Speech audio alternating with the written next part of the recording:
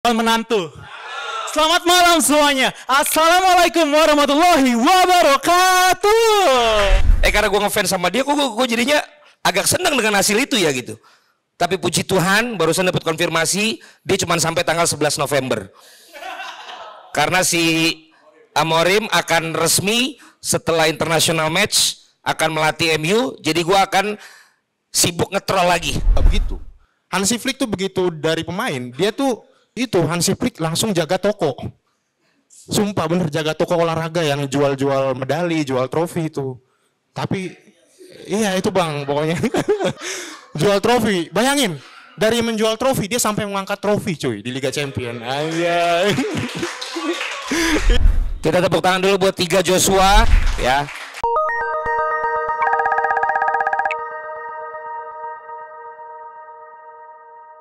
Oke semuanya, selamat datang di Pasti Bisa Komedi Komunitas Bandit Indonesia. Terima kasih buat teman-teman semua yang sudah meramaikan acara malam hari ini, sudah mengisi bangku-bangku yang tersedia di sini, juga sudah mengisi absen yang tadi gue bagikan ke teman-teman. Seperti biasa pada malam hari ini kita bakal maju satu-satu nanti untuk masing-masing menceritakan opininya dan juga insight-nya, POV-nya seputar dunia sepak bola. Di mana malam hari ini kita akan membicarakan tentang pelatih. Yang tentunya nggak mungkin kita milih tema ini kalau tidak ada sebabnya ya. Tentunya adalah karena orang ini. Gara-gara orang ini yang baru saya dipecat. Jadi nanti teman-teman akan diberikan waktu selama 5 menit buat maju ke sini. Kalau sampai nanti udah tersisa 1 menit, bakal ada teman-teman, ada Bang Rizal atau teman yang lain nanti akan ngingetin. Jadi bisa disesuaikan waktunya dan juga bisa dikira-kira seberapa kalian majunya nanti. Iya, jadi kalau kita mengucapkan terima kasih nih karena sekarang di antara kita sudah hadir Bapak CEO kita, Bang Fadila Simanjuntak. Terima kasih Bang sudah hadir di antara kita. Ini gimana? Apa kita langsung lanjut ke penampilan selanjutnya atau sepatah dua patah kata dulu di opening? Lanjut dulu. Oke, lanjut dulu. Oke, nih yang selanjutnya nih, seperti biasa lagi, seperti yang sebelumnya gue akan memilih korban. Udah 3. Kita sekarang pakai teori apa ya? Tadi kan teori starting 11 nih. Oke, ini deh coba ya.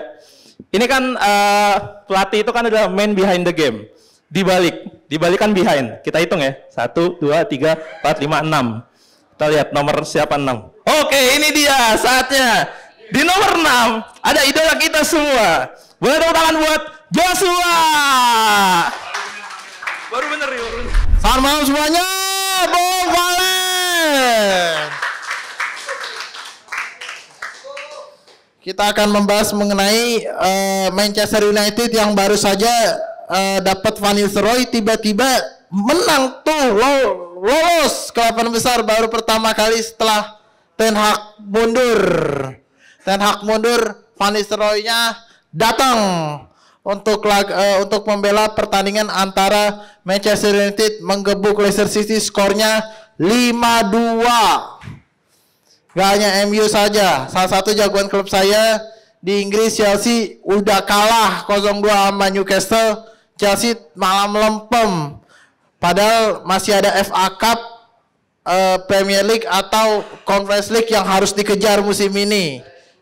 Agar tradisi 10 tahunan masih lanjut. Masih lanjut lah. Tahun pertama di era SBY aja juara Liga Inggris siapa? Chelsea.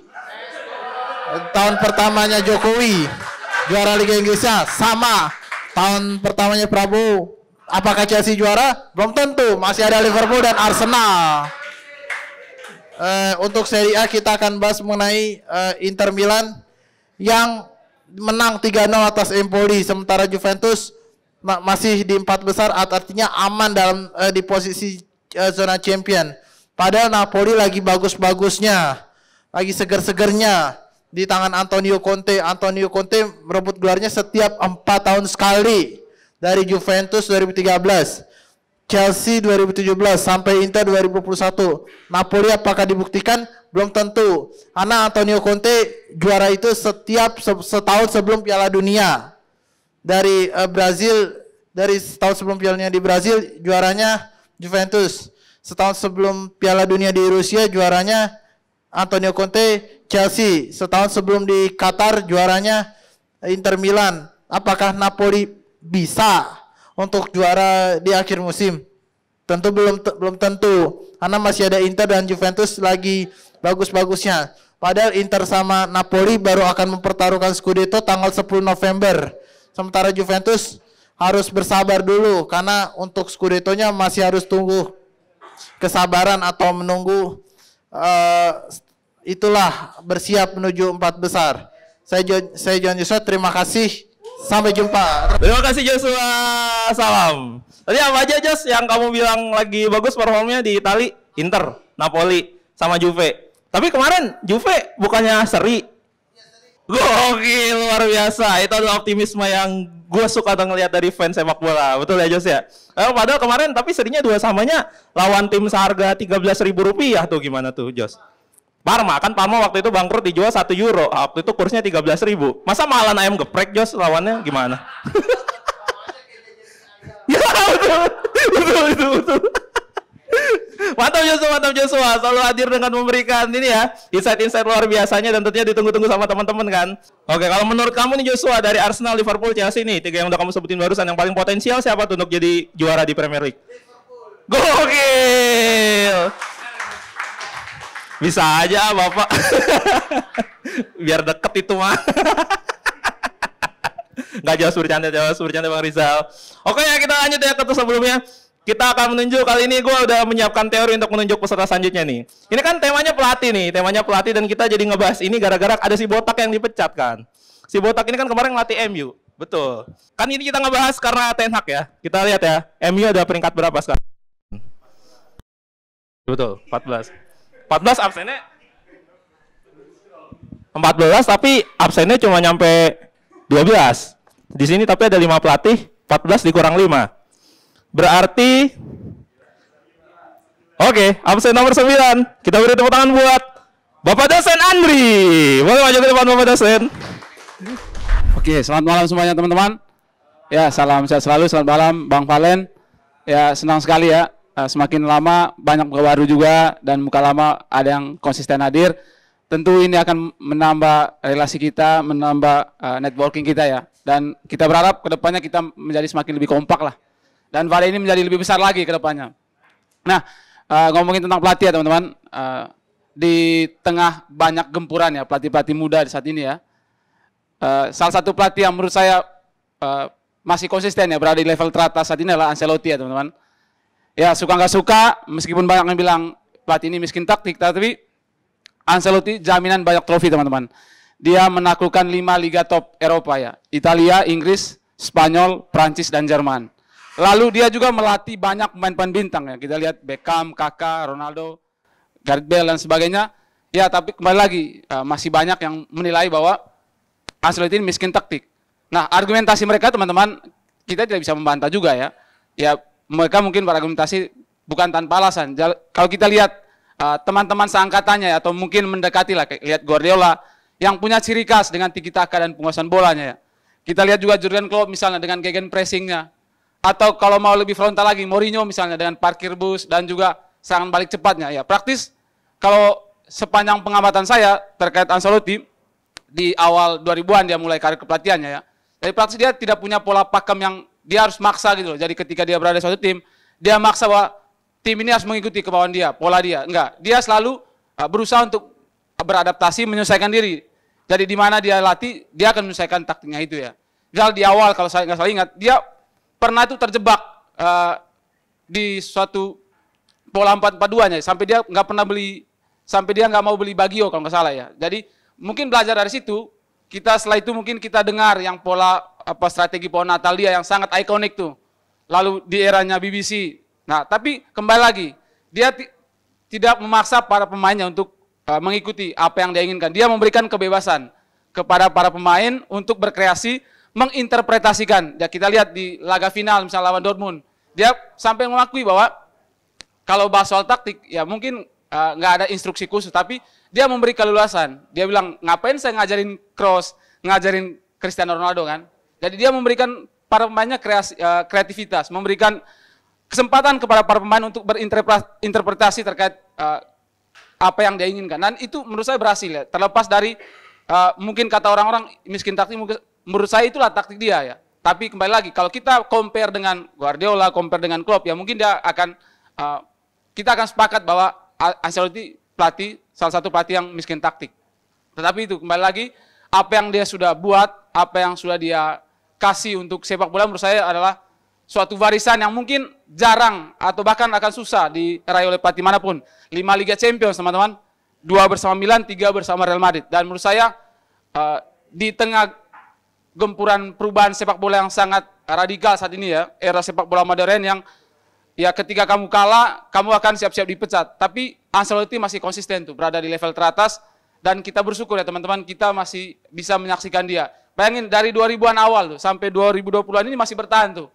Ya kayak Mourinho sudah geser tuh dari Liga Top Eropa ke Liga Turki. Dan dia salah satunya, ya Hansi Flick masih baru lah, baru berapa tahun terakhir muncul. Guardiola juga baru 2010-an awal di era head-to-headnya sama Mourinho.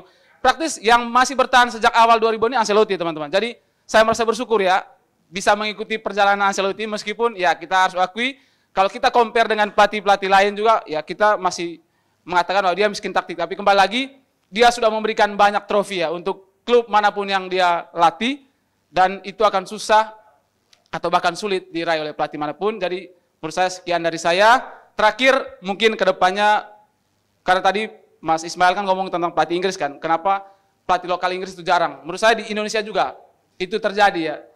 Hampir 90% kalau nggak salah klub di Liga Indonesia ini dilatih oleh pelatih-pelatih asing. Dan menurut saya ini sebuah fakta yang miris, karena di satu sisi tren positif sedang ada di timnas kita. Jadi mungkin kedepannya perhatian PSSI juga, Kemenpora dan bagian-bagian terkait bahwa untuk memperhatikan sisi kepelatihan di timnas. Bagaimana putra-putra terbaik bangsa ini bisa meniti karirnya sebagai pelatih dan menjadikan karir kepelatihan sebagai karir yang menjanjikan. Sehingga ke depan kita nggak bergantung lagi ke pelatih-pelatih luar tuh. Kayak lihat Jepang tuh, Jepang tuh konsisten dengan pelatih mereka, dan saya harap suatu saat nanti Indonesia juga akan bisa punya pelatih yang punya CV mentereng dan bisa membawa Indonesia ke level yang lebih baik lagi. Sekian dari saya, terima kasih. Oh, yang mau nyangga, boleh, silakan Bang. Ini nyangganya gimana ini? Kayak dari tempat duduk aja. Oke, boleh. Nyampe nggak ya mic-nya? Oh, nyampe Bang ternyata. Silakan Bang. Oke. Baik, assalamualaikum warahmatullahi wabarakatuh. Selamat malam teman-teman dan Mas Andri ya. Nah, tadi dikatakan bahwasannya bagaimana influence dan performa dari Ancelotti yang mentereng meraih banyak trofi di liga-liga besar dan bahkan masih bertahan sampai saat ini. Cuman gue kurang setuju Mas. Kenapa? Karena patokan gue, pelatih yang hebat itu adalah pelatih yang bisa menerapkan filosofi dan sistem. Ancelotti seperti Mas bilang tadi, oke, dia memberikan keleluasan kepada pemain untuk bergerak sesuai dengan role-nya. Tapi berbahaya jika dihadapkan dengan tim yang tidak memiliki pemain dengan kualitas yang baik. Nggak ada pernah bahas Ancelotti ketika di Napoli. Nggak ada yang pernah bahas Ancelotti ketika di Everton. Sebabuk apa Ancelotti ketika melatih kedua tim itu? Kenapa? Ya karena pemainnya mediocre semua. Tidak memiliki banyak pemain bintang. Nah itulah pentingnya kenapa pelatih harus punya sistem. Entah itu sistemnya absolut, entah itu sistemnya hanya bertahan satu babak saja, itu nggak masalah. Kenapa? Karena dengan sistem bukan berarti sistem itu mengajarkan pemain enggak. Dengan sistem, pemain akan mudah untuk menentukan kapan dia harus off the ball movement, kapan harus on the ball movement, kapan harus menyisir dari blind side, kapan harus memberikan support dari second line. Nah seperti itu Mas. Jadi aku kurang sepakat kalau misalkan Ancelotti dipandang sewah itu karena hanya dari segi variabel trofinya. Aku kurang sepakat sih Mas. Itu aja dari aku. Terima kasih Mas. Boleh tepuk tangan dulu buat Mas Dava. Ya silakan Bapak Andri tadi dari fakultas apa? Sorry. Baik, terima kasih. Ya, tidak ada salah juga ya apa disampaikan Mas Dava ya. Ya suka nggak suka, tapi sekarang suka nggak suka ya. Klub itu tuntutnya trofi. Ya kalau kamu ngelatih tim besar, ya kamu harus jaminan trofi. Oke, mungkin di Everton dan Napoli, Ancelotti nggak jalan ya. Mungkin karena pemain yang dia mau nggak ada kan, dan nggak ada pemain yang mengangkat performa ya. Namanya juga klub kecil kan. Tetapi ketika dia melatih kayak Real Madrid, Munchen, itu udah dikasih target tuh. Kamu harus juara. Kamu main kayak gimana pun, tapi target akhir hasil di akhir musim. Jadi dia nggak peduli tuh main bagus seperti Barcelona misalnya atau Bayern Munchen ataupun Liverpool. Tapi pressure di tim besar ini itu sangat gede ya. Jadi ya suka nggak suka ya dia harus orientasi menang, pragmatis lah. Dia punya sistem kok. Misalnya musim lalu ya, dia menempatkan Bellingham di belakang dua striker. Dan itu berjalan dan sepanjang musim tuh Bellingham dari salah satu predator gitu. Di era BBC dia dengan kekuatan 4-3-3-nya. Bukan berarti dia tidak punya sistem. Di era AC Milan dengan kekuatan dia formasi Ponata itu bagaimana Kakak Pirlo bermain. Tapi kembali lagi, ketika dia berada di klub manapun, dia menyesuaikan yang saya bilang tadi. Karena Real Madrid atau tim besar lainnya punya tuntutannya. Jadi suka nggak suka, ya dia harus melepaskan idealisme yang tadi seperti Mas Rizal bilang bahwa Arsene Wenger itu dia rela tuh ninggalin karena dia punya idealis sendiri. Tapi hasil itu menurut saya dia menurunkan dikit egonya itu, idealismenya. Jadi ya bodoh lah, mau dibilang miskin taktik, yang penting menang. Karena ya tuntutan di klub seperti Real Madrid ya trofi. Kalau kamu di akhir musim nggak punya trofi, ya dipecat gitu kan. Menurut saya itu sih. Bukan berarti dia nggak punya skema. Kalau dia nggak punya skema, nggak mungkin dia rekrut kan. Itu sih. Terima kasih. Gimana Mas Dafa, cukup? Atau ada yang mau nyangga lagi? Bisa. Oke, gimana? Udah cukup ya? Oke, terima kasih banyak Mas Andri. Luar biasa. Inilah yang kita tunggu-tunggu ya Bang Rizal ya dari episode 1 ya. Akhirnya terjadi seperti ini. Tadi kalau dia mau nyangga lagi, tadi mau gue langsung ke kamera. Kita rehat dulu sejenak. Kalau ntar nggak kelar-kelar debatnya kan. Oke, kan ini seru banget nih malam ini. Nah, yang kalian harus tahu tentang malam ini 1, 2, 3, 4, 5, 6, 7, 8. Malam ini ada 8 huruf. Berarti absen nomor 8 yang akan saya tunjuk selanjutnya. Ingat nggak tadi ngisi absen nomor berapa? Enggak semua kan? Oke, itu dia. Kalau begitu, nomor absen 8. Boleh maju ke depan, kita beri tepuk tangan untuk Sultan Robi. Selamat malam teman-teman semuanya. Selamat malam Bang Rijang, Bang Valen, selamat malam semuanya. Di sini gue pengen ngebahas pelatih sih sama. Cuma gue agak kecewa sedikit. Dari poster semua di sini, kenapa nggak ada pelatih dari klub liga lokal atau Liga 1? Atau emang sebapuk itukah liga kita? Oke, ini sebenarnya ada benang merah sih. Kalau dari tadi gue lihat banyak banget ngebahas pelatih dari luar ya, klub-klub luar atau klub Eropa. Di sini gue mau ngebahas soal pelatih lokal atau pelatih Liga 1. Sebelumnya sini ada yang ngikutin Liga 1 nggak? Oke, kalau betul dari fans klub apa Mas? Persija. Oke, Persija. Kalau Mas George? Persija, oh sama ya. Oh, ada Persipura. Gue mau ngebahas pelatih di Liga 1. Di sini ada yang nggak tahu nggak? Ada berapa sih pelatih lokal yang ada di Liga 1 sekarang? Coba ada yang tahu nggak? Untuk Liga 1 kalau Aji Santoso tuh di PSPS sekarang, Liga 2, iya. Untuk yang belum tahu di musim ini Liga 1 ini pelatih lokal awalnya itu awal musim ada 4. Pertama Widodo di Madura, kedua Coach Imran di Malut, ketiga itu Coach Henry Susilo Semen Padang, satu lagi Coach RD di Barito. Kelihatan sekarang yang bertahan berapa? Cuma ada 2. Yang bertahan cuma Coach RD sama Coach Imran. Ya, di sini gue sangat menyoroti kenapa banyak banget pelatih lokal itu selalu kesulitan di Liga 1. Selalu gugur. Contoh paling nyata Coach WCP. Baru di awal musim dia langsung di-cut atau diganti. Padahal dia udah nyiapin materi tim untuk main di Asia. Oke. Dan tahun terakhir, tahun berapa itu untuk pelatih lokal juara Liga 1 ada yang tahu nggak? Kira-kira tahun berapa? Kalau beberapa musim terakhir kan Coach Bojan Hodak dari asing, Kroasia, Coach Bernardo Tavares, Portugal, Teko, Brazil, udah Persija di Bali. Ya betul, tahun 2014 Coach Jajang Nurjaman bersama Persib Bandung. Enggak, Bali tuh 2017 yang juara itu Bayangkara, Coach Simon. Tapi di situ Bali tahun depan ngewakilin Asia, kenapa? Karena Bayangkara belum ada license. Jadi 2018 itu yang ngewakilin Bali sama Persija, betul. Sini gue sangat menyayangkan sih, padahal kalau kita bangun pondasi yang nggak harus pemain tok yang diperhatiin atau grassroots, tapi pelatih kita pun juga harus diperhatiin. Tadi kalau nggak salah dari Mas siapa yang berharap ada pelatih lokal, ya Mas siapa, sorry Andri. Gue sih juga pengen banget ada pelatih lokal yang bisa ngangkat, ya minimal timnas lah. Oke, di sini kalau timnas kelompok umur udah kelihatan hasilnya. Coach Fahri, Coach Indra, Coach Nova udah kelihatan. Cuma yang gue pengen lihat tuh di timnas senior, outputnya di situ sih yang gue sangat menyoroti. Balik lagi ke soal Liga 1, Gua mau sedikit berkeluh kesah sih. Kenapa klub-klub Liga 1 itu di Asia ancur-ancuran banget? Atau mungkin mohon maaf kasarnya itu kayak badutnya Asia lah klub Liga 1.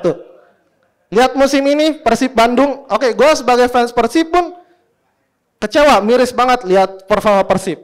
Mungkin prestasinya dia bisa nahan Lion City, dapat 1 poin. Lion pun dia bisa ngalahin Zhejiang, juga ngalahin Port loh barusan. Dia dapat 7 poin di peringkat 1. Nah, Persib ini benar-benar hancur banget di Asia menurut gue. Gue nggak tahu entah kenapa, atau mungkin pemainnya nggak ada David da Silva di sana, beberapa pemain inti musim lalu di sana nggak ada.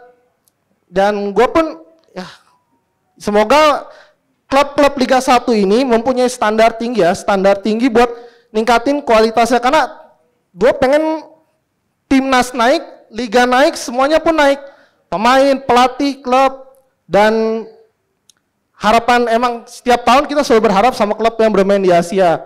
Tapi ya semoga setiap tahunnya klub-klub Indo bisa naikin lagi standarnya menjadi menyamainya minimal kita jangan sampai kalah sama tim-tim Kamboja, Vietnam atau Myanmar. Kita bisa kok di atas mereka.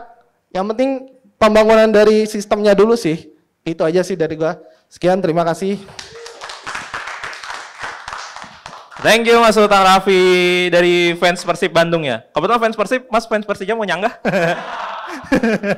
Kira mau lanjutin lagi gitu.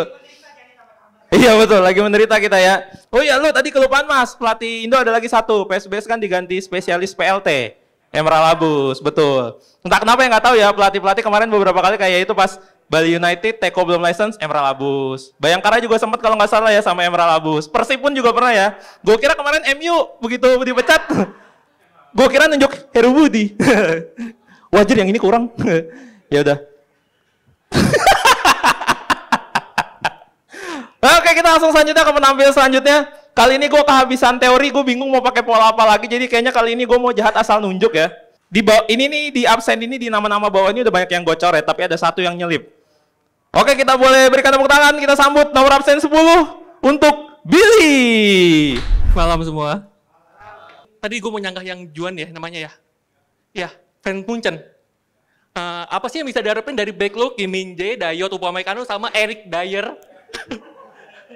Berharap apa gitu maksud gue. Terus di sini gue fans United. Ya, gue fans MU dan saat ini gue udah mati rasa karena nggak tahu ini klub sebenarnya tuh mau ngapain, mau dibawa kemana. Gue juga udah kayak nggak jelas gitu. Terus kabar terbaru dari Fabrizio katanya dia juga udah deal sama Amorim. Dan gue cuma berharap sih semoga karena ada dia koneksi Portugal dan Sportingnya, gue harap sih Bruno mungkin bisa balik lagi kayak zaman Ole gitu ya. Bersinar lah paling nggak gitu. Udah gitu aja. Terus selanjutnya adalah tadi masih bahas Liga 1 ya? Ya kan? Bahas kenapa jarang banget sih pelatih lokal di Liga 1? Menurut saya sih itu pertama tuh udah pasti buat ngambil, kan Liga 1 sekarang A-Pro. Dan itu udah pasti biayanya mahal banget dan biaya mahal dan juga itu lama Mas. Jadi buat orang-orang kita itu kayaknya secara finansial belum ke situ gitu.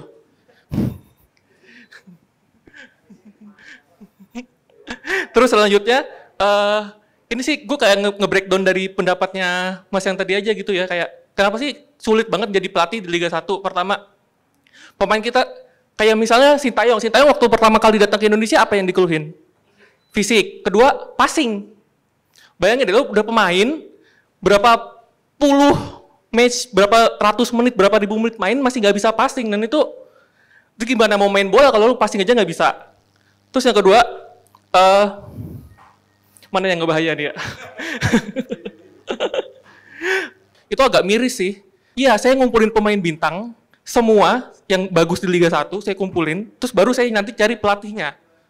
Dan menurut gue itu salah. Yang ada kan lo harusnya cari pelatihnya dulu, lo tahu nih lo mau main kayak apa, baru lo cari pemainnya yang kira-kira cocok sama sistem pelatihnya itu apa. Sementara tuntutan dari klubnya juga tinggi pasti. Lo udah datangin pemain semua pemain bintang di Liga 1, pasti klubnya mau juara dong. Sementara pelatihnya aja mungkin baru dipilih kayak mungkin nggak nyampe hamin 1 bulan sebelum kompetisinya dimulai, terus gimana caranya dia mau bikin tim yang bagus gitu. Terus selanjutnya, kenapa pelatih juga jarang yang lama di klub Liga 1? Gue nggak usah sebut timnya, tapi pernah ada tim. Gue contohin 2 tim aja ya. Satu adalah, jadi ada satu tim yang, nyebutnya gimana nih? Iya kan? Ya. Ada satu tim yang satu musim itu mainnya bagus, pakai sistem. Itu belum lama. Mungkin masnya, kalau masih ingat, saya nggak akan nyebut namanya ya. Itu bagus. Sementara di musim berikutnya, pelatih ini tuh udah nemu dia backnya, pakemnya tuh back, tengah, depan dia udah nemu semua. Tapi karena ini juga balik lagi ya, karena kontraknya itu cuma setahun. Jadi setelah sistemnya ini udah jadi, musim depannya pemainnya pergi semua. Terus pelatihnya mulai lagi dari nol. Terus gimana caranya pelatih itu juga bisa bawa tim itu buat jadi juara, bisa main bagus. Sementara kalau pemainnya aja baru satu musim udah ganti gitu. Itu juga menurut gue susahnya jadi pelatih di Indonesia itu adalah gimana sih kita pelatih mau pakai pemain muda, sementara pernah ada satu tim juga pakai full squad pemain muda. Dan di tengah-tengah kompetisi itu timnya tuh sedang ada di papan atas. Terus tiba-tiba semua pemainnya dipanggil ke TC. Terus bagaimana timnya tuh mau survive? Kan itu kita mah jujur aja, maksudnya.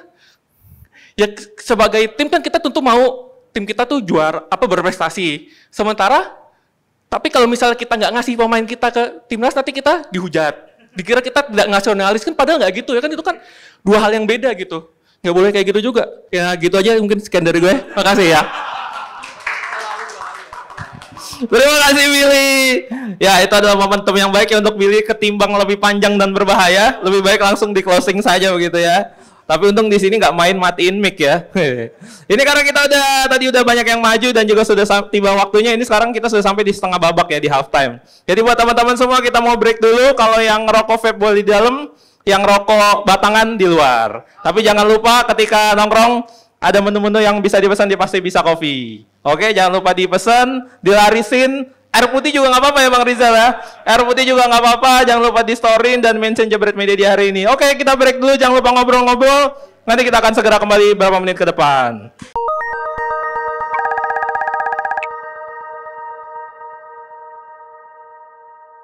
Oke teman-teman ya, terima kasih masih hadir di sini. Tepuk tangan lagi buat kita semua. Breaknya udah selesai. Kita sekarang ini masih tersisa, tadi sih kalau gue cek absen ada 5 lagi ya. 5 itu dari yang teman-teman yang isi absen. Tapi tadi Bang Rizal tuh ngasih tau ke gue bahwa ada pemain titipan ternyata Bang ya. Pemain titipan yang harus ditampilkan di sini ya. Orangnya nggak usah pura-pura sibuk ke toilet atau tiba-tiba main Mobile Legends deh. Soalnya kayak orangnya udah tahu. Oke, karena kan tadi teman-teman semua ini kan sudah maju beberapa. Rasanya nggak fair dong kalau dari tim tuan rumah tidak ada yang maju untuk menyampaikan opininya, ya kan?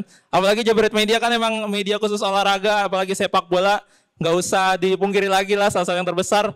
Teman-teman followersnya udah maju, masa ya dari krunya nggak maju ya kan Bang Rizal ya teman-teman ya? Setuju kan nih dari tim Jebret Media yang maju? Setuju ya, harus ya? Oke, kalau gitu langsung aja kita sambut ke depan. Boleh tepuk tangan untuk Ken Ken. Ayo Ken, maju Ken. Iya, nungguin. Ya. Selamat malam semuanya.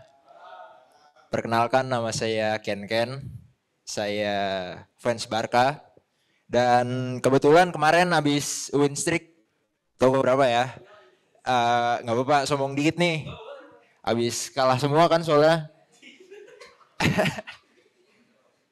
Ya, salam aja buat fans Madrid, fans Munchen terutama, untuk ya semua fans yang benci sama Barca, kan semua tim di dunia kan. Jadi ya udah, jadi gue karena temanya ini temanya pelatih, gue mau bahas tentang Hansi Flick yang di musim pertamanya bersama Barca ngingetin gue kayak Pep, tapi nggak melulu soal passing pendek, nggak melulu soal ruang di mana pemain itu harus di situ gitu. Jadi ini fleksibel semua, tapi serangannya apa ya?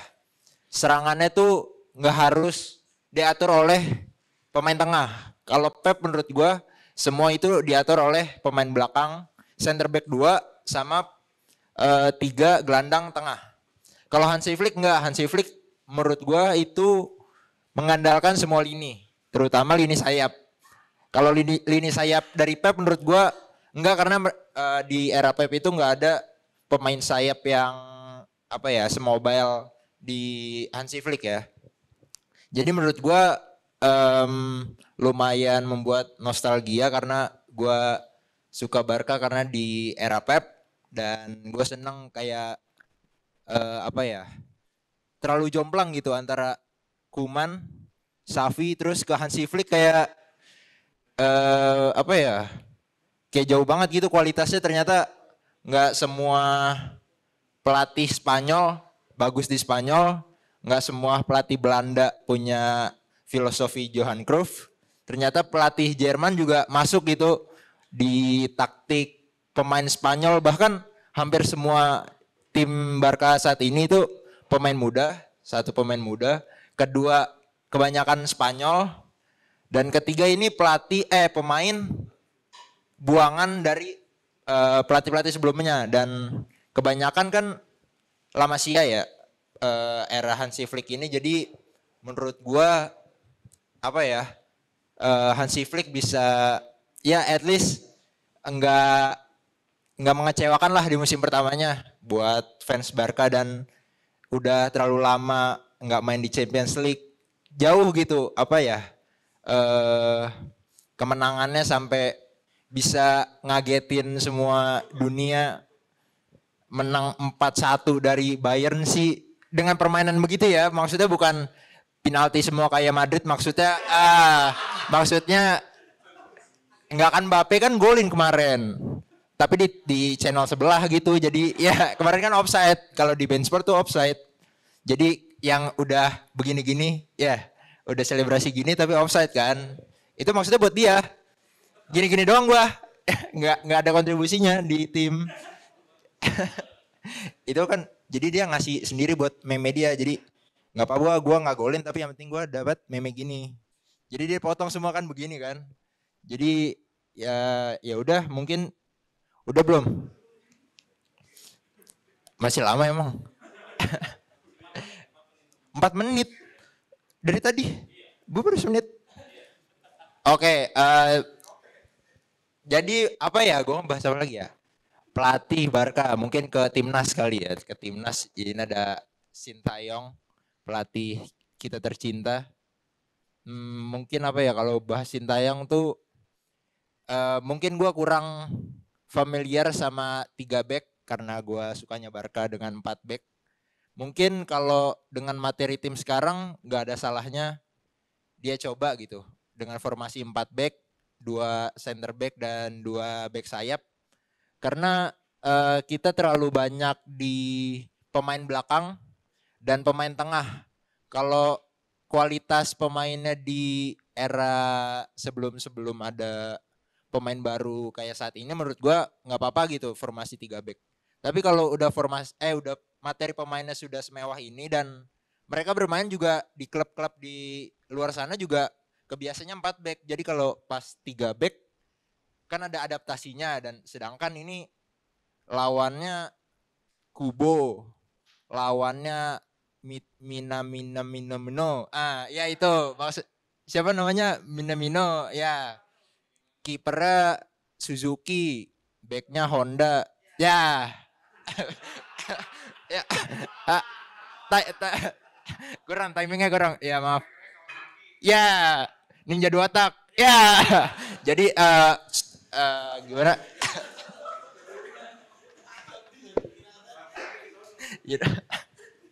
Jadi apa ya, kalau gue jadi STY nih, POV gue jadi STY. Misal doang bang.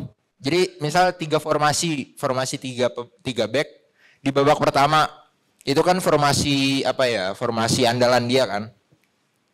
Kalau misal buntu atau terlalu dibombardir, nggak ada salahnya buat nyoba 4 back kan, karena tinggal narik 1 center back, ganti buat wingback. Jadi kan udah pas 4, ya mau di depan 4-3-3 atau 4-4-2 kan sama aja belakangnya 4 kan. Jadi maksud gue biar timnas kita tuh ada atraktifnya, ada nyerangnya gitu. Enggak selamanya nunggu kayak kemarin kan kita lawan Cina itu kan kayak dikagetin kok gue dikasih bola gitu. Sedangkan timnas kita tidak terbiasa untuk ball position, untuk mengatur serangan di kiper terutama. Dan kita sebenarnya kita bisa kayak tempat ini pasti bisa. Maksudnya kita bisa mainnya gitu. Kita bisa dari belakang, dari Martin Pass. Tapi kita nggak kebiasa buat buat main dari belakang. Jadi kita pasti bisa.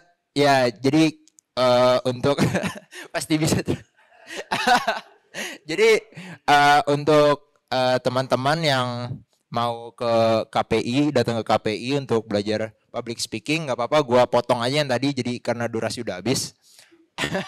Untuk teman-teman yang mau datang ke KPI, boleh aja, silakan datang, gratis, nggak ada fee-nya karena tinggal memesan kopi, datang, belajar public speaking. Untuk teman-teman yang ingin melatih skill public speakingnya, siapa tahu jenjang karirnya di situ, siapa tahu jurusan kuliahnya di situ kayak gue kan ilmu komunikasi, siapa tahu mau jadi penyiar radio, mau jadi mau jadi jurnalis, ya siapa tahu mau mengasah lagi untuk kemampuan public speakingnya, ya di sini salah satu tempat yang cocok lah untuk ngasah dan lain-lain. Oke. Contohnya kayak gue pasti nggak pasti sih, gue nyoba untuk maju di sini dan ya walaupun masih geter dan grogi, ini geter banget di kaki gue. Ya udah, ya at least nyoba dulu lah. Oke, sekian dari gue, terima kasih. Terima kasih Ken cerita-ceritanya. Ngomong ada yang mau nyangga nggak nih? Nggak ada. Oke, thank you Ken. Itu teman-teman yang tadi kita sudah mendengar kesaksian dari Ken, teman-teman. Hidupnya berubah semenjak bergabung bersama Jebret Media. kayak kesaksian gitu jadinya. Oke, dari tim Jebret Media udah maju, kita akan kembali lagi ke teman-teman semua yang udah isi absen. Ini absennya udah tinggal dikit sebenarnya, tapi tadi kan yang atas-atas ke skip nih.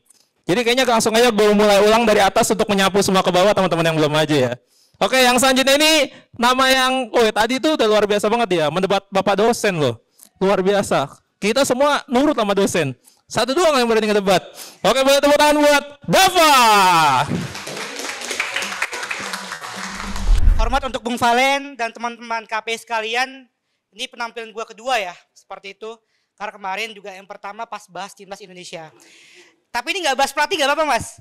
Oke. Gue mau bahas sepak bola wanita sebenarnya. Ya. Gue mau bahas sepak bola wanita. Kenapa? Karena ini sedikit kritik ya. Untuk beberapa siniar ataupun platform, khususnya DPI misalkan ataupun Nalar TV dan platform-platform lainnya itu masih sangat jarang membahas sepak bola wanita. Jujur aja. Kenapa? Yang saat ini masih konsisten untuk terus melakukan publisitas mengenai sepak bola wanita adalah sejauh ini hanya kumparan yang saya lihat, kumparan bola wanita. Tapi gini, gue mau bahas sepak bola wanita Indonesia ya, karena diskursus yang menjadi perbincangan di sosial media adalah karena tidak adanya kompetisi liga. Nah, tapi gini teman-teman, gue mau mengajak teman-teman semua membahas sepak bola wanita di Indonesia dari pendekatan hermeneutika. Nah, kenapa? Karena kalau teman-teman lihat perdebatan di sosial media, membahas sepak bola wanita Indonesia itu menggunakan emosi teman-teman. Gak ada liga lah. Bahkan teman-teman tahu nih, ada ilustrasi orang naik tangga, liga di skip, grassroots di skip, langsung uji coba lawan timnas Belanda. Nah, seperti itu ya. Jadi gue lebih pengen mengajak teman-teman semua menganalisa isu ini menggunakan pendekatan hermeneutika. Nah, simpelnya teman-teman, pendekatan hermeneutika itu ada dua caranya. Yang pertama adalah penelusuran historis. Yang kedua baru menggunakan penalaran, ya, deduktif, induktif dan sebagainya macamnya. Nah, untuk penelusuran historis, coba kita cari tahu, identifikasi terlebih dahulu rekam jejaknya. Ini gue sempitkan cakupannya itu dari pasca Covid ya, atau zamannya Erick Thohir.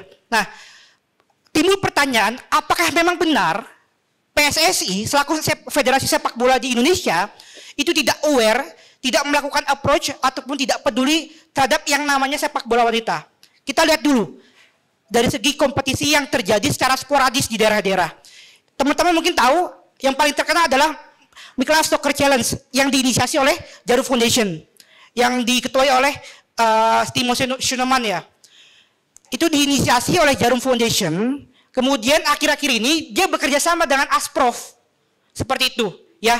Bahkan ada wacana untuk Michelin Soccer Challenge ini untuk U17 dia akan berkolaborasi dengan Asprof PSSI di mana untuk kompetisi U16 dia akan dileburkan dengan Liga Pertiwi. Itu pertama ya teman-temannya, rekam jejak yang pertama. Yang kedua, ada namanya Bandung Women's League. Ini kompetisi sepak bola wanita untuk U17. Diinisiasi oleh siapa? Diinisiasi oleh Askot Bandung. Seperti itu. Oke, diinisiasi oleh Askot Bandung dan digelar di 4 kota selain Bandung sebenarnya. Ada Bandung, Garut, Sukabumi, sama lupa satu lagi apa? Subang ya. Kemudian yang ketiga apa? Yang ketiga yang baru-baru ini digelar adalah yang di Surabaya. Liga LPS, Liga Sepak Bola Putri di Surabaya yang diinisiasi oleh Askot Surabaya. Seperti itu. Kemudian yang keempat dari ASBWI sebenarnya. ASBWI pada tahun 2023 sempat mengadakan turnamen selama sepekan. Tapi untuk usia U15. Nah sekarang coba kita identifikasi masing-masing teman-temannya. Apakah benar memang PSSI tidak aware terhadap yang namanya sepak bola putri di Indonesia? Michelin Soccer Challenge dia sudah berkolaborasi. Kemudian Bandung Women's League dia diinisiasi oleh Ascot. Kemudian yang di Surabaya dia diinisiasi oleh yang namanya Ascot juga.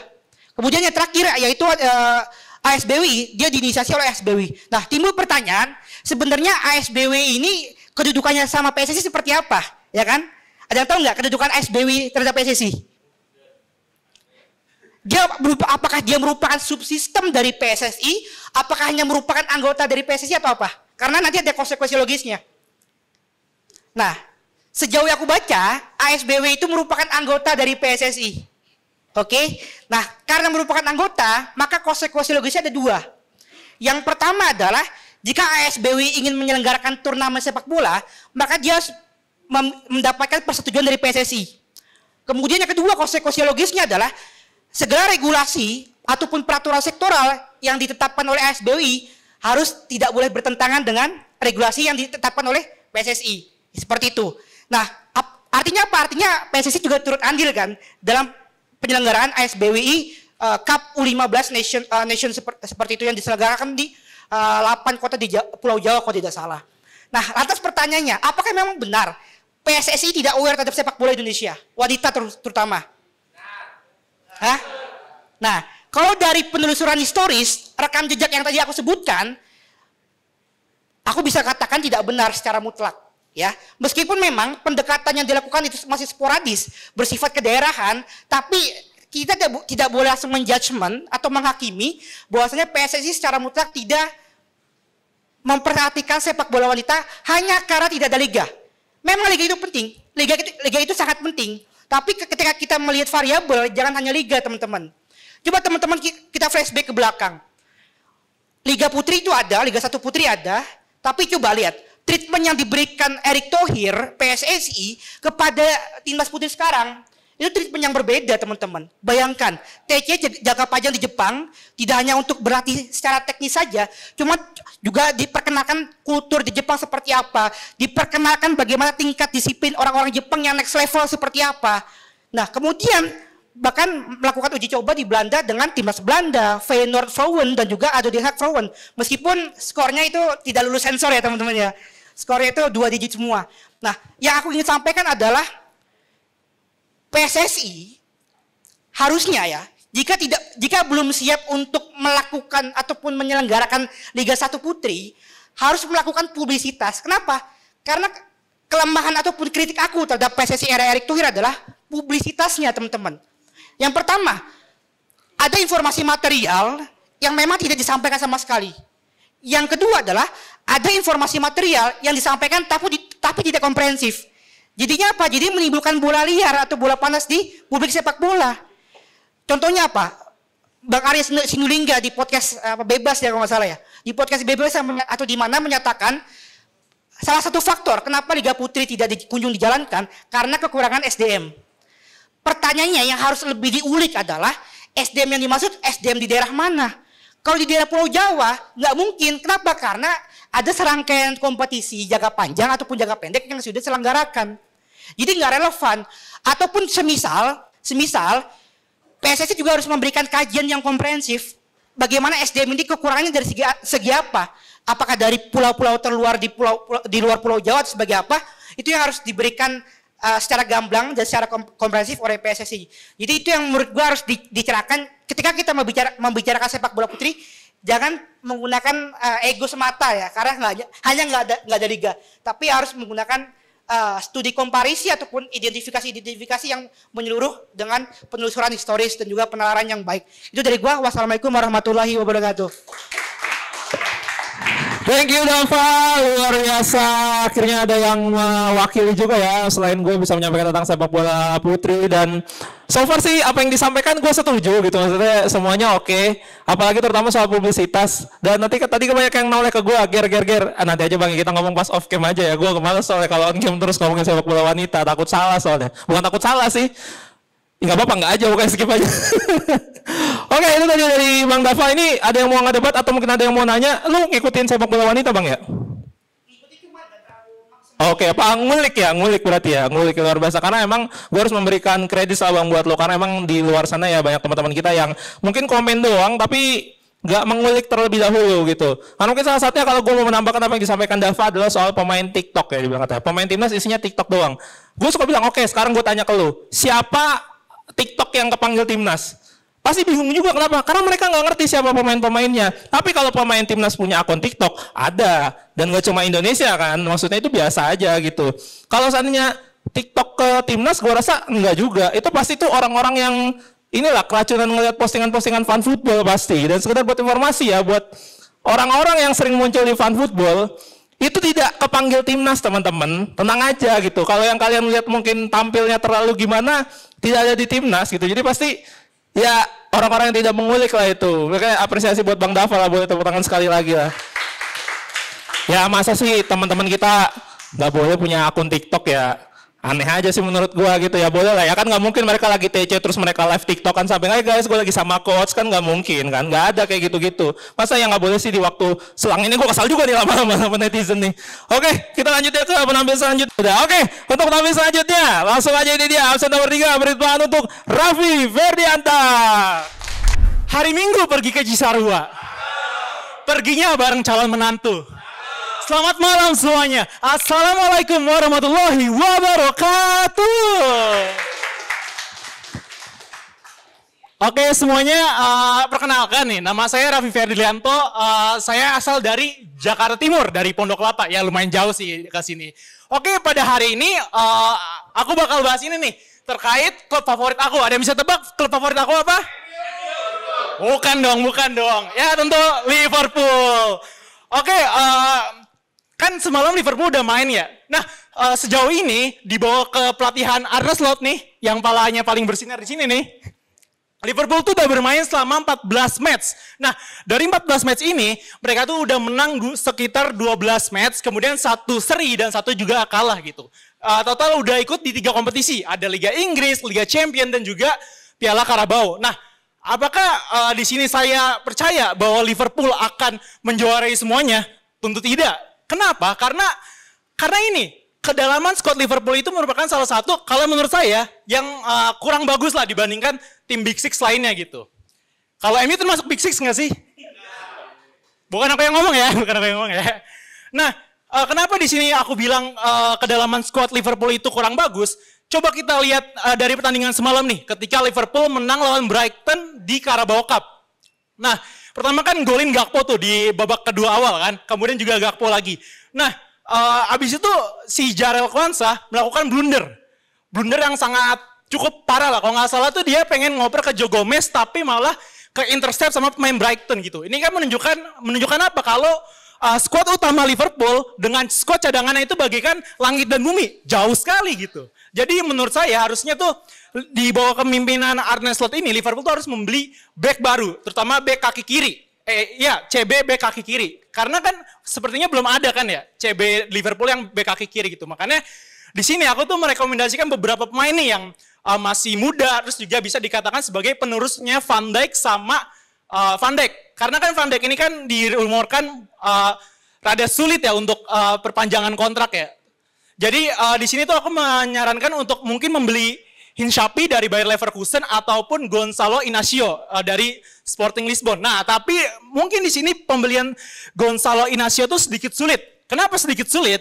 Karena kan ini Sporting Lisbon kan pelatihnya kan Ruben Amorim dan Ruben Amorim tuh pindah ke MU. Nah, bisa jadi di sini Liverpool sedikit sulit karena akan bersaing dengan si MU ini juga. Karena kan bosnya kan pindah ke MU ya. Terus juga waktu itu ada rumor juga katanya Real Madrid itu tertarik juga beli Gonçalo Inacio gitu. Nah, dari sejarahnya, nggak sejarahnya juga siapa namanya, pokoknya dari beberapa track ke belakang, setiap Liverpool bertarung dengan Real Madrid terkait bursa transfer selalu kalah gitu. Kita lihat dari Tchouaméni, Camavinga, dan juga Jude Bellingham gitu. Nah ini jadi tantangan tersendiri bagi Liverpool apakah bisa membeli Inacio atau tidak. Nah ini dari CB ya, kemudian dari posisi back kiri ataupun left back. Nah kalau kita perhatikan ya, sepertinya posisi left back Liverpool itu sekarang sudah mulai kurang bagus ya. Kayak seperti Robertson kita lihat di pertandingan melawan Arsenal dan juga semalam melawan Brighton itu seperti sudah kurang fokus dan suka kalah sprint gitu. Apalagi pas kita lihat di gol pertama Bukayo Saka ya, di mana Robertson itu gampang banget digocek gitu. Terus abis itu cadangannya, pelapisnya si Mikas itu juga nggak sebagus Robertson gitu. Walaupun secara umpan si Mikas itu bagus, udah mencetak lumayan banyak assist, seperti salah satunya pas lawan AC Milan. Nah tetapi ini tuh Liverpool tuh nggak bisa harus selalu begini gitu. Kalau misalnya Robertson terus mainnya kayak gini terus, bisa jadi sektor pertahanan kiri Liverpool itu bakal dihabisin lah sama sektor kanannya Brighton, musuh-musuhnya gitu. Apalagi selanjutnya kan lawan Brighton ya. Nah pemain Simon Adingra ini tuh menurut saya cukup berbahaya ya bermain di sektornya Robertson, bisa aja dia mengacak-acak di match selanjutnya nih kan, selanjutnya kan lawan Brighton lagi kan ya. Nah aku juga mungkin Liverpool ini harus bisa beli left back yang baru yang mungkin lebih muda dan juga bisa jadi masa depan Liverpool gitu. Nah di sini juga aku sih menyarankan beli ini ya, mungkin bisa memantau back kirinya Ajax Amsterdam, itu adalah Jorel Hato yang cukup konsisten bermain di Ajax Amsterdam, atau mungkin Arne Slot bisa membawa anak asuhnya yang dulu bermain di Feyenoord, itu adalah David Hanko. David Hanko kan kalau tidak salah seingat saya pas main di Slovakia itu juga lumayan bagus di Euro kemarin, mungkin itu bisa dibawa juga nih sama Arne Slot gitu. Tetapi kalau David Hanko di permasalahannya di sini. Kan kalau kalau tidak salah Robertson itu umurnya tuh nyaris 30, kemudian si Mikas itu 27, sedangkan David Hanko itu 26. Jadi itu umurnya berdekat-dekatan. Nah, harusnya Liverpool mungkin beli yang lebih muda, itu adalah Jorel Hato gitu. Nah, selain di posisi back, di posisi tengah ini lebih krusial lagi nih teman-teman semua nih. Kalau kita lihat nih, kan kalau pakemnya Liverpool, DMF-nya Gravenberch, kemudian Alexis McAllister, dan juga Dominic Szoboszlai gitu. Nah, coba kita lihat cadangannya. Kalau di DMF, mending lah Gravenberch ada Endo. Walaupun Endo jarang dimainin, tapi dia tipikal yang fighter gitu. Siap bertarung gitu. Coba cadangan McAllister, Curtis Jones. Ya ampun, Curtis Jones main pokoknya kalau Liverpool mau counter attack, dia selalu ngedelay bola. Saya nggak tahu nih fungsinya dia ngedelay bola apa. Dari semenjak lawan Arsenal, lawan Chelsea, harusnya tuh Liverpool bisa banyak peluang-peluang gitu, tapi selalu ditahan sama Curtis Jones. Nah, Curtis Jones ini tuh selalu bertahan dari zamannya Jurgen Klopp. Dan kalau menurut saya, Curtis Jones ini mainnya tuh harusnya udah nggak di level Liverpool, harusnya di level Wrexham mungkin gitu. Jadi udah nggak cocok lah main di Liverpool gitu. Nah, saya nggak tahu nih kenapa Curtis Jones masih tetap dipertahankan. Apalagi kan dia orang Merseyside kan ya. Atau mungkin dia ternyata anak Bupati Merseyside, nggak tahu juga kan. Nah, selain Curtis Jones juga mungkin yang jadi perhatian saya itu juga ada Dominic Szoboszlai yang mainnya angin-anginan. Menurut saya itu dia main bagusnya itu pas 3 match pertama di Premier League sebelum putus sama pacarnya. Ternyata seberpengaruh itu ya putus sama pacar sama ke performa pemainnya gitu. Nah kan sekarang Szoboszlai baru aja tunangan kan ya. Tetapi saya nggak tahu nih kenapa dia masih mainnya tuh angin-anginan. Selain itu juga di depannya kan Liverpool berencana membeli Victor Gyökeres kan ya dari Sporting Lisbon. Nah menurut saya ini salah satu keputusan yang tepat juga karena striker Liverpool itu nggak semuanya efektif gitu. Yang pertama pasti tahu lah teman-teman semua di sini Darwin Núñez. Menurut teman-teman semua Darwin Núñez efektif nggak sih jadi striker Liverpool? Apalagi dibelinya kan mahal banget kan ya, sekitar berapa ya kalau nggak salah 75 juta kan ya. Tetapi ya walaupun sebagai pencetak gol dia nggak efektif, tapi kalau kita lihat di pertandingan melawan Chelsea contohnya, dia tuh efektif dalam hal menekel lawan gitu. Kan kita beli Darwin Núñez itu sebagai striker bukan buat nekel lawan ya, kita kan mau buat cetak gol ya. Ini mungkin Darwin Núñez harusnya ditaruh di MF aja kali yang masih di striker, mungkin strikernya diganti ke Victor Gyökeres gitu. Nah kemudian ada juga kita striker namanya Diogo Jota kan ya. Tapi Diogo Jota ini masalahnya adalah dia angin-anginan, selalu cedera mulu gitu. Terus kita juga punya di RWF pemain baru itu adalah Federico Chiesa gitu. Tetapi ini pemain ajaib ya, mainnya cuma 2 match habis itu ngilang sampai sekarang nggak balik-balik lagi gitu. Walaupun di Juventus itu gacor banget sih si Federico Chiesa, tapi ya ini nggak bisa terus-terusan begini. Mungkin Liverpool juga bisa mencari RWF yang baru untuk menggantikan Salah ataupun Federico Chiesa ketika tidak perform gitu. Nah mungkin karena tadi saya bukanya pakai pantun, mungkin tutupnya pakai pantun juga kali ya. Ke pasar Klender membeli pepaya, tidak lupa pulangnya membeli es batu. Sekian penampilan dari saya. Wassalamualaikum warahmatullahi wabarakatuh. Inside Anfield ini kalau kontennya Liverpool ya, semuanya dibahasnya tentang Liverpool. Orang Merseyside, oh jangan-jangan lo anak bupati Merseyside lagi ya malah ya? Bukan, oke. Kita langsung ke penampil selanjutnya. Ini katanya mukanya mirip salah satu pejabat di Indonesia ini. Oke, tepuk tangan buat Mas Yosua, boleh maju ke depan. Ya, selamat malam semuanya, selamat malam Bang Valen. Malam ya. Kenalin, gue Yosua. Ya, gue fans Barca teman-teman, dan ini adalah minggu yang menyenangkan buat fans Barca ya. Jadi berbunga-bunga lah hatinya gitu ya. Dan hari ini ngebahas pelatih ya. Oke, pertama gue mau ngebahas Hansi Flick ya. Mungkin dari backgroundnya Hansi Flick ya. Setelah gue perhatiin portofolionya Hansi Flick tuh ternyata Hansi Flick nggak kayak pelatih-pelatih lain gitu yang perjalanannya mulus kan. Kayak misalnya Andrea Pirlo gitu, habis jadi pemain dia ngelatih Juventus gitu. Hansi Flick tuh nggak begitu. Hansi Flick tuh begitu dari pemain, dia tuh memang melatih, tapi melatih klub divisi Liga 4, Liga Jerman. Jatuhnya Liga Amatir. Dan itu pun nggak bisa bawa sampai juara ataupun promosi lah ke Liga 3 gitu. Habis itu tuh Hansi Flick 8 tahun kalau nggak salah tuh dia berjuang ya bawa klubnya yang dari Liga 4 tadi ke Liga 3 nggak berhasil. Akhirnya Hansi Flick jadi asisten pelatih Joachim Löw. Dari tahun 2006 sampai 2014 ya kan. Puji Tuhan tuh Hansi Flick langsung dapat penghargaan. Hansi Flick Kristen Bang.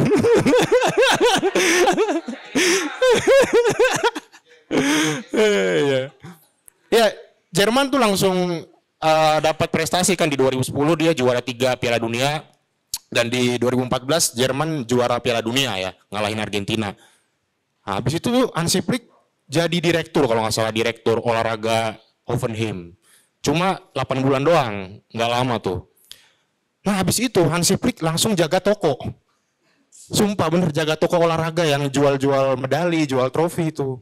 Tapi iya itu Bang pokoknya. Jual trofi, bayangin. Dari menjual trofi dia sampai mengangkat trofi cuy di Liga Champion. Iya, keren kan? Dia di 2020 kan dia sextuple kan, 6 piala dalam 1 tahun tuh. Keren, mudah-mudahan di Barca juga ya kan. Amin. Habis itu masuk ke formasi. Kajian rohani ya. Iya, habis itu singkat cerita Hansi Flick berhasil menjuarai Munchen gitu ya. Terus ke Jerman, habis Jerman ke Barca gitu. Ngancurin Barca bener Bang, 8-2 tuh. Sebel, cuma kan sekarang udah dibalas 4-1, jadi udah gak sebel lagi. Nah, habis itu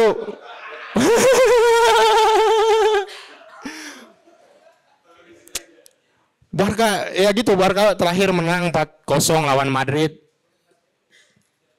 Ya gimana Bang? Dan Mas Jerman, tapi kan timnas Jerman gak lolos Bang. Dari Munchen, timnas Jerman. Oke, timnas Jerman di Jerman di timnas Jerman kayaknya kalah dia sama Jepang. Gue lupa skornya tapi dia kalah sama Jepang dan gak lolos grup. Itu kayaknya Jerman lagi isu-isunya ya kan. Jadi kena karma tuh.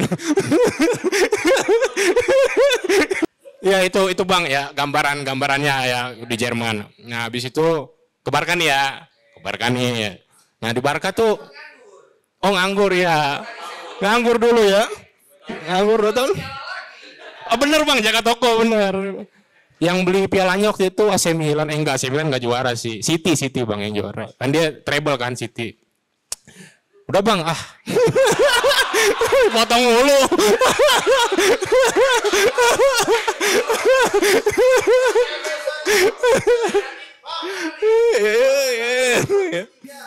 Ya, tarik dulu Bang lah.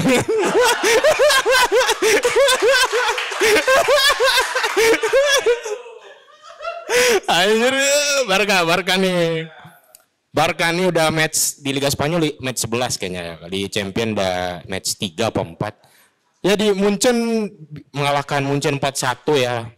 Habis itu ngalahin Madrid 4-0, dia pakai strategi high line defensive. Yoi. High line defensive Bang. High line, garis pertahanan tinggi. Jadi back-backnya Barca tuh posisinya dekat garis kick off gitu Bang. High line, oh ya clamping. Jadi menurut gue tuh Hansi Flick cukup masuk akal ya, dia ngelihat kemampuan back Barca yang sebenarnya kalau diadu head to head sama striker Munchen atau Madrid mungkin kalah kalau sprint terus ya kan. Kayak misalnya di Munchen lawan Alphonso Davies, Sergei Gnabry ya kan. Kalau pertahanannya agak mundur mungkin bisa aja tuh kalah speed ya kan. Sama Vinicius pemain Madrid juga kalah, makanya dia tahu kemampuan pemainnya, dipakailah strategi garis pertahanan tinggi dan terbukti. Real Madrid terperangkap offside 12 kali teman-teman. Gila, sampai Mbappe 2 kali selebrasi tuh. Cuma nggak menang kan, percuma juga ya. Itu. Habis itu ya Hansi Flick ya, habis Hansi Flick. Tadi udah Hansi Flick, sekarang kita bahas. Oh ya, ini Bang, Carlo Ancelotti. Carlo Ancelotti itu baru menang nominasi pelatih terbaik di Ballon d'Or ya kan. Cuman dia nggak datang ke sana, sayang banget kan. Itu kan kayak nominasi pertama ya pelatih ya di Ballon d'Or ya. Iya, makanya itu kan momen pertama kali tuh dia bisa foto di sana kan. Cuman nggak ada perwakilan Madrid sama sekali di situ. Agak mengecewakan tuh Real Madrid.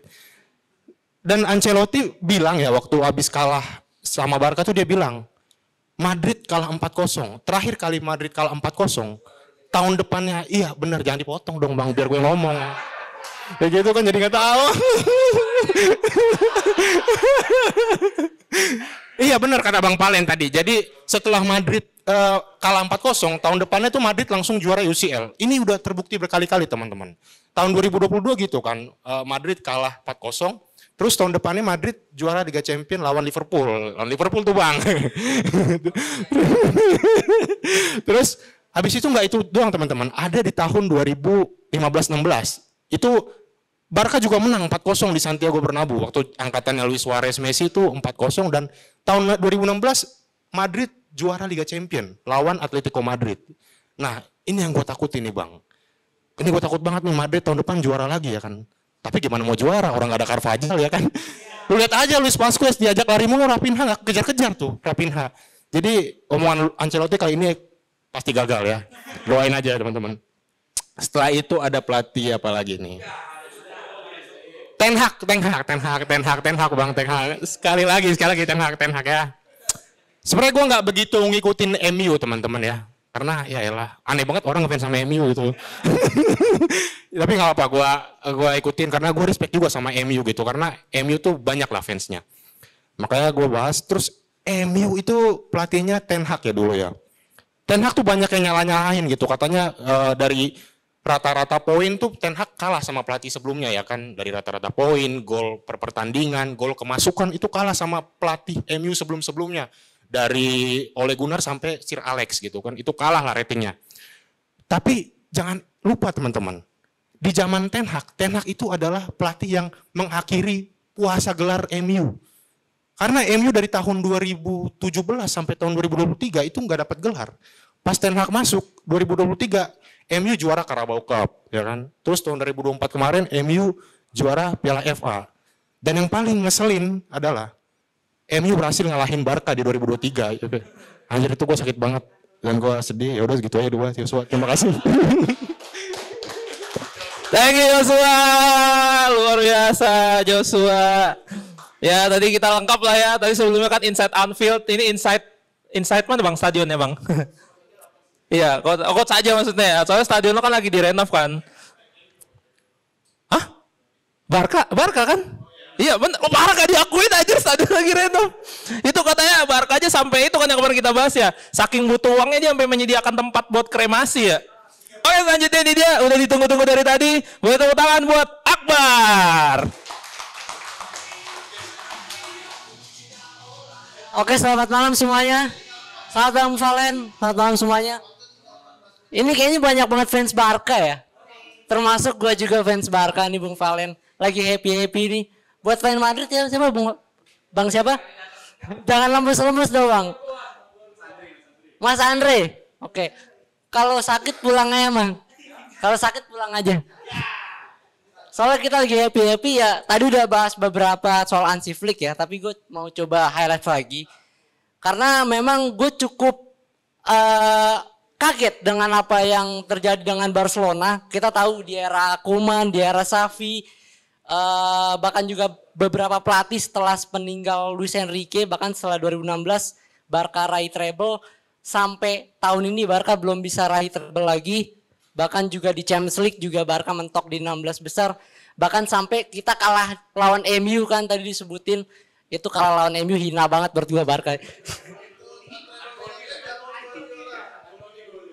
Kita balik ke Hansi Flick bahwa apa yang dilakukan oleh Hansi Flick sehingga bisa membuat Barcelona yang jatuh banget di era Xavi walaupun dapat trofi Liga Spanyol juga ya 2 musim lalu bisa berubah sedemikian rupa gitu. Apa yang dilakukan oleh pelatih ini gitu loh. Menurut gue ada 3 aspek sebagai seorang pelatih untuk menangani sebuah klub yang dimiliki oleh Hansi Flick. Ini penting banget menurut gue. Yang pertama itu adalah dia bagus dalam hal environment. Artinya adalah pendekatan ke pemainnya. Good environment. Lingkungan. Jadi di lingkungannya Bung Valen. Karena menurut gue itu penting banget. Kalau kita bicara tentang pendekatan pemain, gue salah satu orang yang gak setuju kalau Ancelotti pelatih top class. Menurut gue miskin taktik, emang miskin taktik gitu menurut gue. Tapi kenapa pelatih ini bisa banyak raih trofi bahkan di Madrid sekalipun? Balik lagi bahwa pendekatan pemain, pelatih dengan pemain itu ngaruh banget menurut gue. Contoh di Ten Hag. Kemarin mereka menang 5-2 lawan Ruud van Nistelrooy, main tampil lepas tanpa beban. Tapi di era Ten Hag banyak kalahnya kan. Kenapa? Karena di situ mungkin mereka merasa udah lepas gitu loh, nggak ada tekanan dari Ten Hag dan dari Ruud van Nistelrooy juga mungkin ya udah lumayan sesuai dengan kemampuan kalian, keluarin skill kalian, akhirnya bisa menang 5-2. Dan menurut gue itu penting banget pendekatan pemain dan itu yang dilakukan oleh Hansi Flick. Dia merubah bukan hanya soal taktikal aja, tapi dari masalah disiplin, masalah fisik itu semua dirubah sama dia. Di era Xavi dan sebelumnya itu nggak ada yang namanya training fisik. Sekarang itu gym itu Barca sebelum latihan, sebelum pertandingan, bahkan setelah pertandingan pun itu setelah ada recovery itu pasti ada gym. Sesi gymnya itu ditambah dan itu yang meningkatkan intensitas para pemain Barcelona itu di lapangan. Pemain-pemain itu jadi makin kuat dan meminimalisir yang namanya cedera. Itu yang terjadi saat ini. Dan beberapa pemain seperti Frenkie de Jong dan Gavi juga udah mulai balik lagi. Gua harap mereka bisa fit sampai akhir musim jadi Barcelona bisa full squad. Nah, yang kedua taktikal, balik lagi bahwa taktikal ini penting banget bagi seorang pelatih dan ini yang diterapkan oleh Hansi Flick di Barcelona. Tadi di highlight juga sama Bang Joshua bahwa Barcelona menerapkan high line defense dan ini sangat berhasil. Tapi gue berharap bahwa ketika lo main high line defense, lo harus fokus 90 menit dan harus chemistry-nya harus bagus. Karena kalau enggak, lu kecolongan 1-2 kali itu bisa fatal, bisa gol. Apalagi kita tahu Madrid, ya kan? Kayaknya kemarin Ancelotti uangnya kurang. Jadi akhirnya Barcelona bisa menang 4-0, bisa menang 4-1, bisa menang 5-1 lawan Sevilla. Bahkan di musim ini Barcelona itu cetak 21 gol. Dan hanya kebobolan 2 gol. Dan musim ini mereka hanya kalah 2 kali. Lawan Osasuna 4-2 dan kalah sama Monaco. Dan menurut gua apa yang dilakukan Monaco itu adalah kelemahan yang berhasil dianalisa oleh Monaco. Dan kekalahan lawan 4-2 ya ketahui Barcelona melakukan rotasi, beberapa pemain dirubah, beberapa pemain La Masia dimainkan, dan mungkin itu nggak berhasil. Tapi di situ mungkin Hansi Flick belajar bahwa ketika kita bermain untuk liga reguler ataupun Champions League, kita harus tampilin skuad terbaik. Dan yang ketiga adalah Hansi Flick adalah pemain yang berani untuk mengambil resiko. Gue inget banget di awal musim, kita tahu pramusim itu kan biasanya para pelatih itu menurunkan pemain-pemain muda ya. Dan kita tahu biasanya pemain-pemain Barcelona itu kebanyakan dari La Masia ataupun dari Barcelona B itu dipromosiin untuk coba main di pramusim, dilihat apakah dia bisa masuk naik kasta ke tim utama atau enggak. Nah dia coba beberapa pemain nih, seperti misalkan Marc Bernal, Casado, Hector Ford, dan beberapa pemain lagi. Dan ketika liga reguler sudah dimulai, kita tahu Barcelona saat ini kekurangan uang karena memang lagi renovasi ya. Jadi uangnya itu dipakai buat renovasi gitu loh. Makan masih tetap bisa makan, tenang aja, aman, masih tetap bisa makan. Makanya kemarin Mbappe selebrasi kayak gini tuh mungkin ngasih makan kali ya. Padahal dia sendiri ada sampai yang bilang kayak gini, itu yang ngejar Vini siapa? Padahal itu Vasquez ngejar apinya aja nggak bisa ya kan. Jadi pemain-pemain ini kayak misalkan Marc Casado, terus Hector Ford, terus juga ada misalkan Gavi. Itu pemain-pemain yang udah main bersama di La Masia. Dan balik lagi pentingnya sistem. Kenapa gue suka sama Barcelona? Karena Barcelona itu filosofinya jelas. Kenapa sebuah klub itu filosofinya harus bagus? Ketika lu memainkan permainan filosofi, maka sistem itu akan berjalan dengan pemain manapun. Apalagi pemain-pemain muda ini, pemain-pemain La Masia ini sudah terbiasa dengan sistem ini di La Masia, dan ketika dia bermain di level senior, dia tinggal menerapkan aja. Tapi apakah pelatih ini bisa maintain pemain-pemain ini? Nah itu tergantung pelatihnya lagi. Nah balik lagi gue bilang pendekatan tadi. Nah Hansi Flick di sini berhasil untuk bisa membuat pemain-pemain muda ini kayak misalkan Casado. Pemain pertama yang ditarik itu sebenarnya Marc Bernal kan untuk taruh di posisi pivot. Tapi dia cedera, Casado naik, dan akhirnya Casado juga bisa gitu loh. Jadi ya harapan gue Barcelona bisa konsisten untuk ya minimal La Liga lah. Kalau bisa Champions League lah. Karena Madrid puasa gelar kayaknya. Oke, sekian dari gue. Terima kasih semuanya. Selesai itu Madrid. Thank you Akbar. Ini yang terakhir kita masih punya satu penampil. Kenapa? Aduh, dikit aja tapi Bang ya. Udah diizin Bang Rizal. Oke silakan Bang. Kenapa Bang? Satu aja sih. Tadi kan lo bilang ada faktor pendekatan, terus strategi sama apa? Sorry satu lagi. Taktikal. Nah, apa yang ngebuat Hansi Flick gagal di timnas Jerman menurut lo? Secara pendekatan pemain itu semua banyak pemain Munchen loh. Itu sih yang gua butuh kira-kira insight apa sih yang kira-kira Flick bisa gagal di Jerman? Thank you. Oke, jadi lu harus membedakan antara ketika lu melatih di negara dan di klub. Ketika lu melatih di klub, maka lu akan menampilkan lebih banyak pertandingan daripada di negara. Walaupun dia satu negara sekalipun, tapi kalau misalkan pendekatan bagus karena sama-sama Jerman, tapi mungkin taktikal yang dipakai oleh Hansi Flick tidak connect dengan pemain-pemain Jerman yang mayoritas bermain di luar. Gitu loh. Karena memang waktu yang singkat juga di tim nasional, mereka cuma main untuk friendly match ataupun di Piala Dunia. Jadi nggak bisa chemistry-nya tuh nggak bisa jalan gitu loh. Mungkin menurut gue itu. Gitu loh. Beda dengan di klub yang lu tampil reguler. Oke, thank you Akbar. Dia tuh udah berepisode-episode datang dan hari ini dia tuh udah bilang tadi, gue hari ini mau pertama kali untuk ngeberanin diri naik. Belum pernah sama sekali Bang, tapi udah datang semua episode dari awal.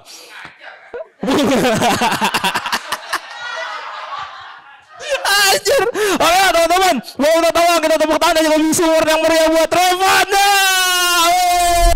Selamat malam. Ini sebenarnya gak ada persiapan ya, karena bahasan tentang Barca juga dari dia dibahas. Jadi gue pengen cerita dikit aja. Sebenarnya gue baru belajar tentang bola. Mungkin baru 2 tahun ke belakang mulai kayak main games.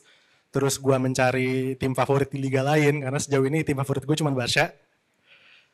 Yang gue lihat dari musim lalu, sebenarnya gue udah bingung sih nih Barca arahnya mau kemana. Yang Xavi katanya mau dipecat, tapi akhirnya nggak jadi, dan akhirnya beneran dipecat. Itu gue udah mikir, ya gak juara ya udahlah nggak apa-apa. Tapi ternyata musim ini ada titik terang dengan datangnya Hansi Flick.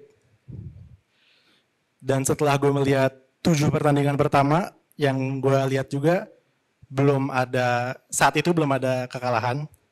Dan kekalahan itu di pertandingan ke-8, kalau nggak salah ya, melawan Osasuna ya, karena rotasi yang cukup radikal di titik tengah.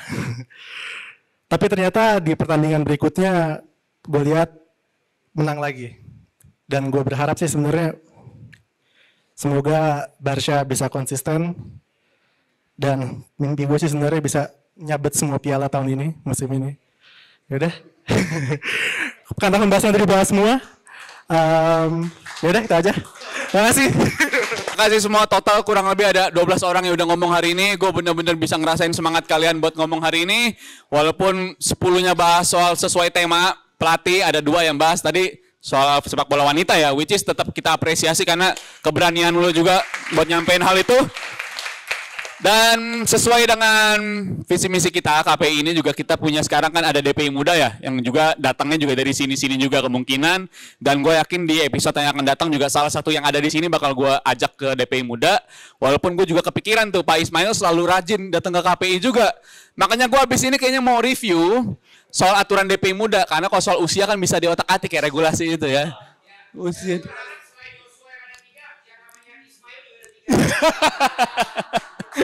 Benar banget, karena udah langsung itu lagi. Ya, jadi itu. Tadinya DPI Muda kan pengennya yang under 30. Tapi pengennya rasanya pengen gue review setelah ini mungkin under 30 tetap. Nah, itu dia. Atau tambahin atau sudah pernah hadir 5 kali minimal di KPI. Jadi soal betul abang. Jadi ya kita akhirnya gue kepikiran sama si Dazuf sama Fai juga kepikiran. Berapa bang? Nyampe lah kalau Pak Ismail mah. Jadi ya kalau soal usia ya regulasi itulah. Hanya sekedar regulasi bisa kita otak-atik dikit lah regulasinya soal usia. Beliaunya siap-siap. Jadi siap-siap ya untuk DPI Muda yang akan datang, kita bakal undang dari kalian. Dan tadi juga ada yang bisik-bisik ke gua ya, ini katanya mau sekaligus ini bang, audisi Depdagri lagi. Tadi yang menyampaikan Liga 1 itu tuh, dari Mas Sultan ya. Mas Sultan udah menyampaikan soal keluh kesahnya soal Liga 1 juga, makasih banget. Untuk kedepannya bakal kita pertimbangkan. Dia pengen ada lagi Depdagri dan mereka pengen. Sama, berlaku juga. Ditanggung. Itu bisa dimengerti ya semuanya ya. Jadi ya thank you semua, dan juga makasih Revanda udah memberanikan diri, total hadir 5 kali. Dan ini langganan lah, kalau lu langganan untuk ngomong di sini. Jadi makasih semua yang udah hadir. Tadi juga udah ada Ken selaku perwakilan dari Jebret Media udah ngomong. Dan kita ketemu lagi di episode yang akan datang. Nanti temanya kita umumin, usahain lebih cepat dibandingkan hari H. Jadi biar kalian bisa mempersiapkan diri dan bisa lebih matang lagi penyampaian pendapatnya. Jadi ada big match, pasti ada big match. So, see you di hari Kamis yang akan datang. Makasih semuanya.